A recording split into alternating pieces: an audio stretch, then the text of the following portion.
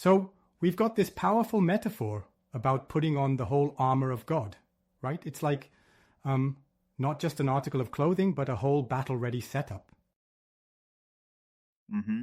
Exactly. It's fascinating how the text draws from the imagery of a Roman soldier getting ready for battle, with every piece of armor having a specific purpose. Yup. It starts with the call to put on this armor, which means it's not something automatic. You need to, deliberately choose to equip yourself. And that includes the belt of truth first. Because without truth, even the rest, like the breastplate of righteousness, won't hold up. Yeah, right. And the belt of truth is pretty essential because if I'm hearing it correctly, without it, our righteousness is just built on our own shaky efforts, which can lead to legalism or even self-condemnation. Exactly. And think about it. It's like trying to build a house on quicksand. Without the solid foundation of truth, everything starts to crumble. So then we have the breastplate of righteousness, which, as described, isn't even our own doing. It's purchased for us by Jesus at the cross. This is huge because it shifts our reliance from our own deeds to his righteousness. Right. It's almost like God is saying, hey, don't rely on your own poor attempts. Wear mine. It's, a divine upgrade to our spiritual protection. One thing that really caught my attention was the idea that this armor needs to be actively put on. It's a conscious decision, almost as if we're stepping into a battle arena every day. Doesn't that add a lot of personal responsibility? Absolutely. It's saying that each day we consciously choose to, seek God's righteousness and truth above all. Without that, it's like our armor might slip off, just as a soldier's breastplate relies on a tight belt to stay in place. Now, on the flip side, there's a warning aspect too. If we're careless or allow sin to creep in, it's like we're leaving gaps in this armor, right? Yes, exactly. The text warns that neglect, unbelief, or even self-righteous efforts can create little cracks. And those cracks are where the enemy, so to speak, can get in. Yeah, that makes sense. I find it compelling how the imagery equates protecting one's heart and soul to the physical protection of vital organs with a breastplate. It's a vivid picture that really drives home the importance of spiritual vigilance. It is. And notice how the breastplate isn't just decorative. It's stamped with Christ's name. It symbolizes that our own human righteousness just doesn't compare to what he provides. Definitely. But one thing that puzzles me, if our righteousness is credited to us once we accept his gift, why does the metaphor stress the need to keep putting on the armor continuously? Isn't the gift complete once received? That's a great point. I think it's more about maintaining our commitment. It's like with a freshly charged battery. You know it needs to be plugged in and kept charged rather than left idle. Without regular vigilance and obedience, even that gift can diminish in its protective power. Yeah, I see what you mean. That's a neat analogy. And it stresses the dynamic aspect of our walk, always being alert, always being in tune with God's ways. Exactly. And there's also the idea that this armor is multifaceted. Besides the breastplate, there's the shield of faith, the helmet of salvation, and the sword of the Spirit, which is the Word of God. Every piece plays a role in our defense against spiritual attacks.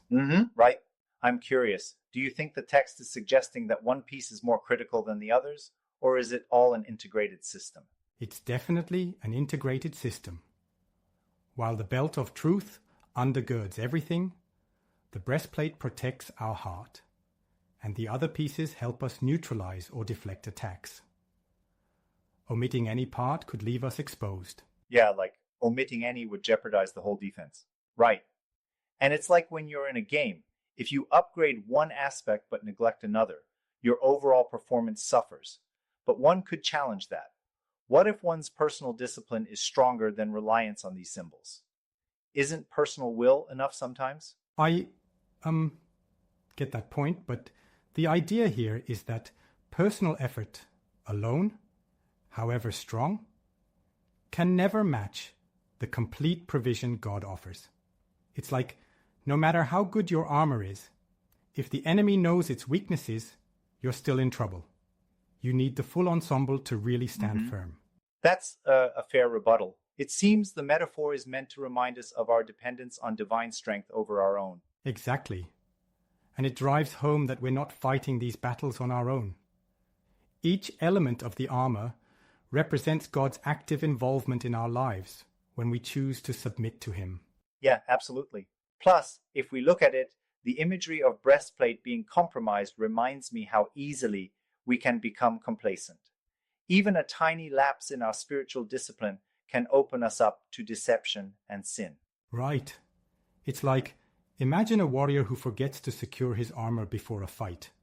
That one loosened belt or a misaligned breastplate could be disastrous. Yeah, definitely a wake-up call.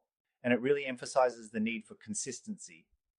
If we allow earthly concerns or tolerate sin, we're effectively taking off part of our armor. Exactly. It creates a vulnerability where, according to the text, Satan's flaming arrows can find their mark. It's a call to remain continuously alert and obedient. No shortcuts here. I love how it all ties back to personal responsibility, constantly choosing to seek God's guidance, embracing His ways, tweaking our stance whenever needed. It's a lifestyle, isn't it? Yes, it really is a lifestyle. It's not just an occasional decision, it's ongoing. Every thought, every choice reinforces that armor. It's like training for a marathon. You've got to keep pace and maintain your gear even when you're exhausted. You know, even though this is metaphorical, it's a really tangible picture. It gives believers a practical roadmap for spiritual warfare. Absolutely. And it shows the interplay between grace and responsibility. God offers the complete armor, but we still need to choose to wear it Right properly. on, no free rides. And when we do, it not only shields us, but it actively transforms our hearts and behaviors, aligning our actions with the image of Christ. Yes. The transformation is both internal and external. Like, as our hearts are purified and aligned with God's truth, our outward actions naturally begin to reflect that. Such a beautiful process. Which then circles back to the idea that every part of this armor works in sync. If one is missing, the whole defense might crumble, making us susceptible to deception and spiritual downfall. Right? So it's all about maintaining a disciplined, interconnected relationship with God. Even being momentarily negligent can allow for sin to creep in, which can compromise our whole setup. Yeah, indeed. And that's why the text emphasizes rejecting heretical ideas and instead keeping our eyes locked on Jesus. There's a constant call to vigilance and renewal, isn't there? Exactly. It's about actively taking every thought captive to the obedience of Christ. It's a proactive, daily pursuit of holiness and Spot truth. on. In all, it's a reminder that our spiritual defenses aren't automatic.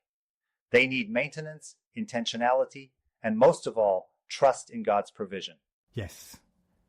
And it really reinforces that personal choice to put on God's armor is integral to our victory. It's not just symbolic, it's a practical necessity in our daily fight against no the half forces measures of evil. here. Well, listening to this really makes you think about the daily disciplines required in our walk of faith, doesn't it? It's both challenging and encouraging at the same time. Totally.